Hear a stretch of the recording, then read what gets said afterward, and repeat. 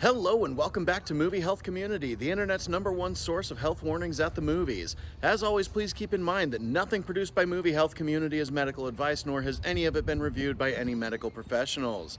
Today we're talking about Drive Away Dolls, the new comedy by the Coen brother. But before we talk about whether this movie is any good, let's talk about if this movie is safe for photosensitive audiences. The answer is mostly. Most of the runtime of this movie is safe for photosensitive audiences, but there are some moments that are not. There is a scene where the camera is looking straight down at the roof of a car.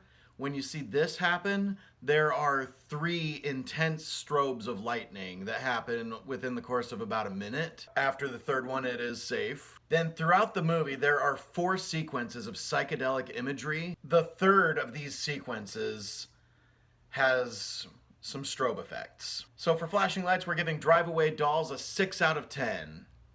Just because of these brief moments in the movie. I was actually kind of impressed. The opening shots involve a neon sign, and there was never any flicker to that neon sign. So with these psychedelic scenes of this movie, there is a little bit of a kaleidoscopic effect of colors. I'm not sure if I would call it disorienting, but it is worth noting. And then some scenes of this movie do take place in moving cars. Then with mental health warnings, honestly, the only one I have, besides the fact that if you are homophobic, you are going to hate this movie, which is not a trigger warning in my book, there is a decapitated human head that's shown in a few scenes. Now, is this movie any good? I will say that this movie is really well done, and it's a lot of fun. All of the performances are top-notch. There's a really great dynamic between these two very contrasting lead characters that they find just the best ways to play with this dynamic. All of the supporting cast is great, whether they're only in it for a moment or they're in it throughout several different scenes. And just the comic timing used in this movie is so perfect.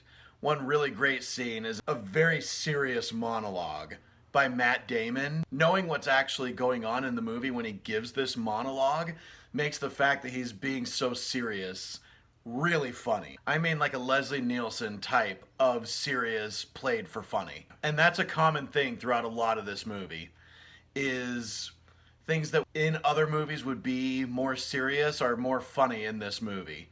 That's something that the Coen brothers have always been masters of. And even now, with just one Coen brother and his Coen wife being the writers and the creative team behind this movie, that's still a very strong point on this movie. I worry that this movie is going to be beloved by a few, become kind of a cult classic, and then kind of just lost in the shuffle of lots of other different releases. With movies of similar tones, like Bad Times at the El Royale and like Hotel Artemis, which have absolutely stacked casts of great actors and are just great movies that nobody talks about anymore. I'm worried that the same thing is going to happen to Drive Away Dolls. I hope I'm wrong about that. This movie is only 84 minutes, so it never feels like it's too long.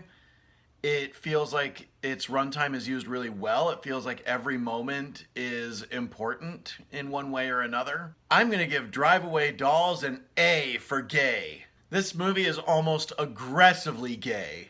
I want it clear that that is a high praise for this movie. Thank you so much to our readers on Tumblr and Facebook, and as always, an extra special thanks to our patrons over on our Patreon page whose names are scrolling across the screen like credits right now. Be sure to leave a like on this video, hit that subscribe button, hit the bell icon if you want to be notified when we post new videos, and as always, stay safe at the movies.